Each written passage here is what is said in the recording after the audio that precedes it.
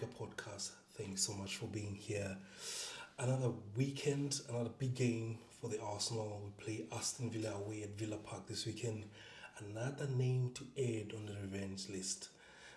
Villa have to pay up for all their sins they've committed in the past few seasons. They've cost us big time, where there's probably we lost to them in a big important game in our run into the title, and then their games have been tough for us, especially when we play at home. But when we play away, we've beaten them there, their place. I think last season we beat them there. Season before they beat us there, which was a tough game. So yeah, it's time for revenge, and they're informed. They side informed, probably the most informed team in the Premier League. I think they've been constant. I think in the last five, they've won four of them. So yeah, they're informed. They only lost to Liverpool in that game. The funny thing in that game, when they went to Anfield, Liverpool were really going in a tough run, and everyone was playing these long balls against Liverpool, and then Villa went then played the opposite. And then Liverpool won. But anyway, thank you so much for being here. Appreciate your support. I hope you're doing well. I'm recording a bit late today because I had to watch the draw. I don't know what was that. I changed the channel. I watched some highlights from La Liga because I didn't. It was so cringe. But anyway, my country, South Africa, will play Mexico in the opening game, a repeat of the 2010 World Cup in South Africa. So we are running it back with Mexico. It's gonna be a great game. So now that I'm gonna be going. So yeah. Anyway, yeah. Back to the Arsenal. Great win against Brentford midweek. 2-0 win. Mikel Merino, the star of the show, once again. I think we need to really talk about Mikel Merino and his contribution to this team. And one thing I've learned about Mikel Merino is that I need to stop trying to figure out who he is or what he is, what position suits him best, because in one game he played over 60-70 minutes as a 9, and then finished the game in midfield as a 9, scored a goal, went back to midfield, provided an assist. That's who he is, man. Like, he's just an enigma. I'm sort of enjoying him in a way, because when we need solutions, he's always there to be that solution for us. Last season, when we were looking for strikers, he was there scoring goals. And yes, he's not the strongest number 9. Like, he doesn't have the pace and the speed to run in behind bully centre backs. But one thing about Mikel Merino, he's so clinical in the box. He's so dangerous in the box. He pops up anyway. He's got a great touch. He's got a great finish. He's so sensible, his finishing. And he's a danger, his movement. Because of his intelligence as well. He's such an intelligent footballer. Because people always look at the final thing that happens, but if you really watch him during the game and how important he is in our tactics, where he moves into on the pitch, where he runs into, the kind of spaces he finds himself into, when we build up, when we don't have the ball, when we're in the box, where he is, like, look at his body shape. He has a better body positioning than many strikers in the box. How he sets himself up. Sometimes you, like, if you started watching him this year in 2025, you would think Mikel Merino has been playing as a striker his whole life, because his adaptability in games and what he gives us in terms of, like, you can look at in the last few games where he played. You look at the Spurs game, how he played in that game, his role in the team, what problems he caused for Spurs in terms of him moving away from centre backs and leaving them standing there, and then collapsing their line. Because when he moves away, someone has to decide and move with him, but they didn't move with him. Klopp said, like, play a ball over the top to find Trossard. And you watch again in the game against Bayern, it was quite a different role again there as a nine. He does different things. He vacates the space, he goes wide right, can lean to wide left, he can sit deep in midfield and pick up the ball. He can just sit in pockets and play. He's such a nice player to have because, and even like I'm thinking like, okay, Yokoris is back and we're going to have Kai soon and Jesus on the bench. But I'm not thinking about, you can't drop Mikel Merino at this moment because he's scoring goals. He scored away at Chelsea, he scored again against Brentford, he provided an assist. He's in great form and the team is playing well enough. They create enough chances and is involved in all the positive things we're doing as a team, especially in attack, which is amazing. I think Mikel Merino, yeah, man, it's quite interesting what Mikel is going to do, and he's played a lot of football and as well because, and he's running. You can see him sometimes around the 70 to 80th minute. He's really, really running on empty, but he still keeps going, he keeps pressing, he keeps getting involved. He goes on tackles, he gets tackled, he goes on duels, he's there. Like, we need to really appreciate him, Mikel Merino.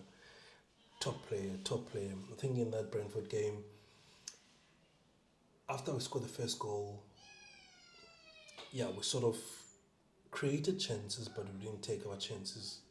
And then Brentford felt they were always in the game.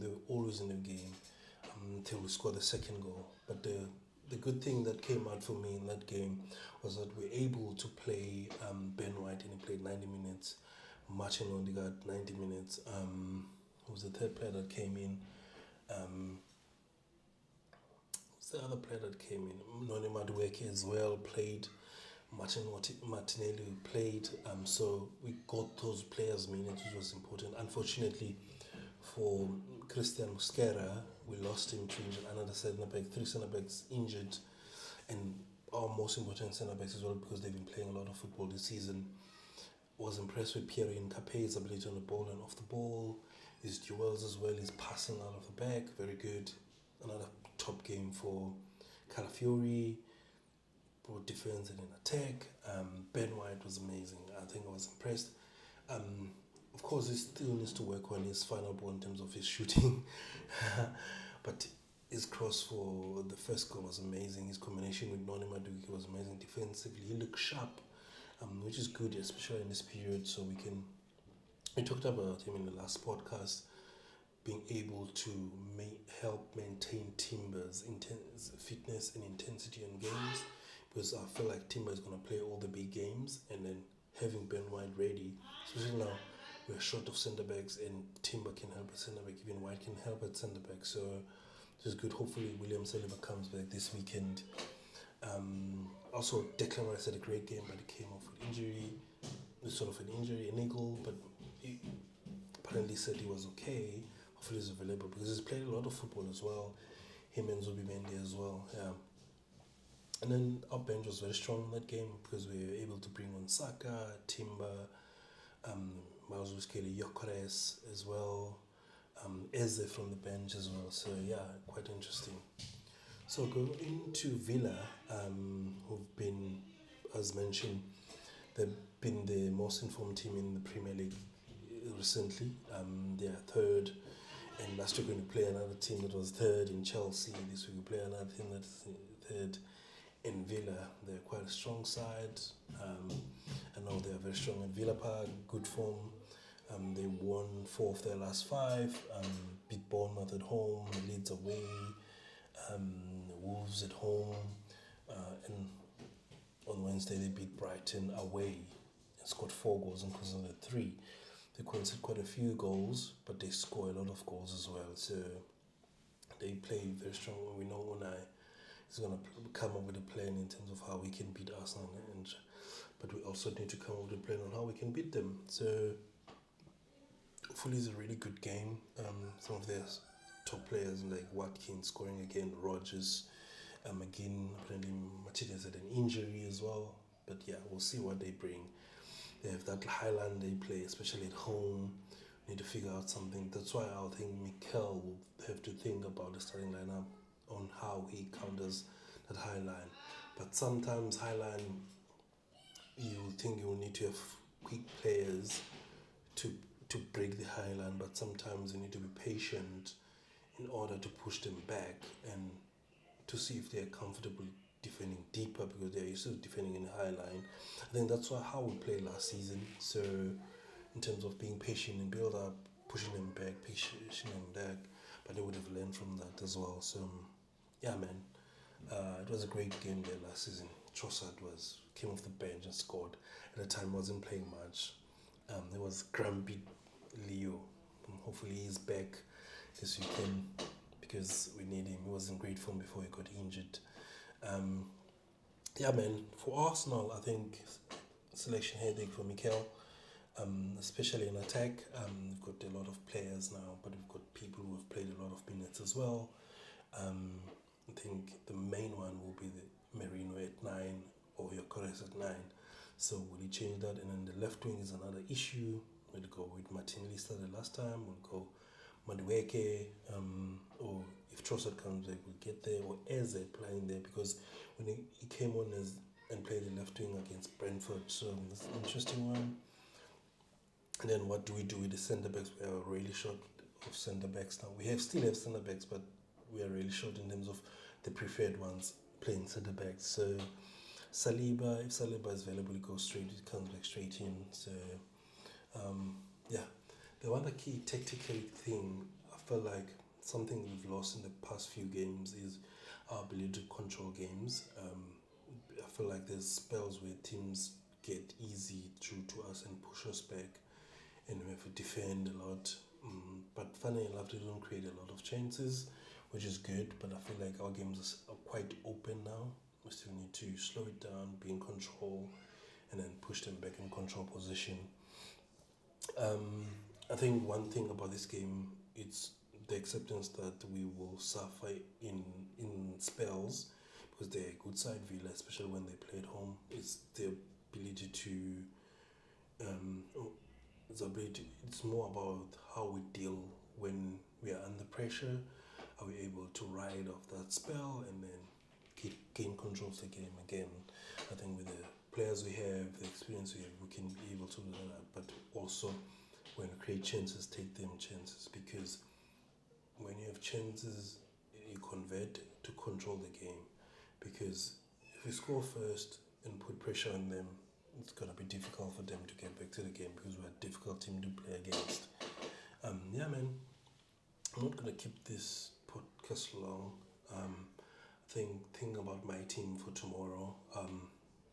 I think I would do Raya in goal, Timber at right back, Saliba and Nkapie, and then a left back.